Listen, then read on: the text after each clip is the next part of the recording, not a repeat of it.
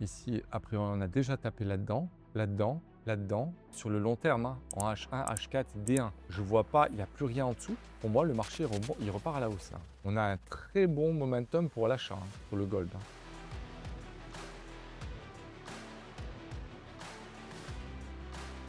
Pour moi, cette respiration, le marché qui monte, là, qui retrace, ça donne une belle opportunité. C'est qu'ils ne se sont pas encore placés longs de le faire. C'est fou de provoquer autant de manipulation pour le gold, pour chercher à le faire baisser. En plus, on est sous les 5000. Moi, je le vois partir pour aller chercher au-dessus. Hein. Ok, ben écoutez, regardez. A priori, il y a plus rien ici en M1, en M3, en M5. Ici en M15, on n'a pas forcément été chercher. Mais ici, on a tapé ici. On va laisser une liquidité pour faire croire que le marché va descendre. En réalité, il ne va jamais le récupérer. Ou justement, que les gens loupent l'entrée. Je pense, hein, à moins que le marché ait envie d'aller chercher ça, mais je vois pas. On va vérifier une chose. On est en quel time frame là? On est sur des swings de quoi là? Ici, on va vérifier ça. 99, donc swing de H1, voilà. Swing de H1, non. Swing de M30. Swing de M30, 126, ok, 126. Ici, si je regarde bien, j'ai quoi?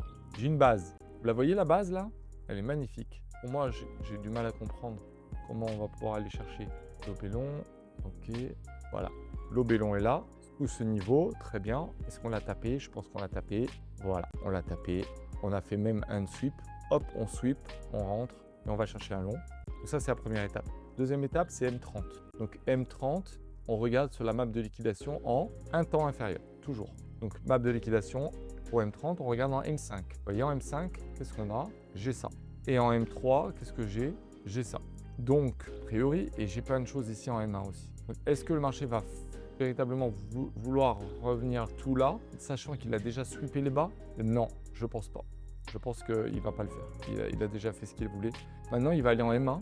Et en M1, je vais essayer de regarder s'il n'y a pas liquidation pour rentrer là-dedans. Voilà, ici, peut-être avoir un petit niveau autour des... Pour le moment, j'ai rien. Je n'ai rien pour que le prix parte. Mais là, à mon avis, c'est maintenant. Ici, alors, comment on dit c'est maintenant? Parce que c'est une base. Alors, une base, il faut regarder en M4. En M4, qu'est-ce que je vois? J'ai une accélération. Donc, quand j'ai une accélération, je vais la vérifier. Je pense que c'est une accélération. Au lieu de voir une bougie de rejet et une accélération en M4, j'observe une accélération qui arrive sur mon order block. Donc, quand j'ai affaire à une accélération, je descends d'un temps. Et je vais observer cette bougie de rejet, accélération en M1. Sauf qu'en M1, j'ai aussi une accélération. Quand c'est comme ça, vous rentrez directement à ce prix-là. Voilà. Pour moi, vous êtes dans l'idée que le prix ne va pas pouvoir descendre plus bas et que ça doit monter. Maintenant, pour se placer, on peut regarder cette séquence interne, faire 1, 2, order block, et attendre que le marché arrive ici, à un peu sous les 4500 pour pouvoir chercher un long. Tout ce que je peux vous dire, 1800, je vais regarder en seconde. Ici j'ai un order block. Ici j'ai un order block. Parce que vous voyez, il y a un gap. Donc ça fait 1, 2. Ici j'ai 1, 2, 1, 2. Est-ce que j'ai quelque chose là? Je vais vérifier. Ça fait 9. Non, j'ai rien du tout. Donc là, je vais aller en 15 secondes. Et en 15 secondes, je n'ai rien. Donc pour moi, les amis, le niveau d'entrée, il est là. Voilà, parce qu'il n'y a pas de liquidité ici. Et pour moi, la liquidité, elle est là. Donc un cassage de haut une fois, cassage de haut deux fois.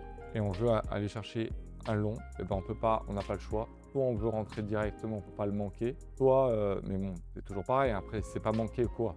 C'est énorme la montée. Donc ouais, pour pas manquer ces grandes montées, on peut faire un choix de rentrer maintenant avec un stop loss plus large. Mais j'ai toujours dans l'idée qu'un marché, regardez, cassage des bas une fois, ici deux fois. Je vais juste vérifier. Ici 12, 12, 7, 1. Ok, donc on est sur N1.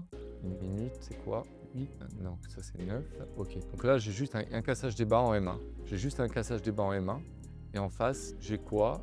Le marché qui monte et qui nous fait un cassage, deux cassages. Donc oui, si le prix vient là, entre un cassage des bas contre deux cassages des hauts, eh bien j'aurai un extraordinaire point d'entrée là pour aller chercher un niveau. Après, c'est pas obligé parce que vous voyez, vous avez 1, 2 aussi. 1, 2.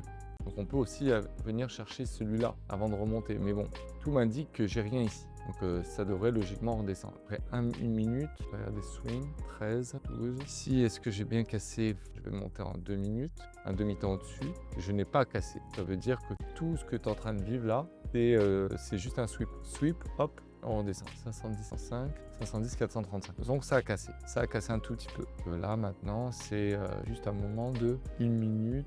Et dessous, j'ai quoi? J'ai des swings de 1 minute. Et derrière, j'ai pas de swing. Non.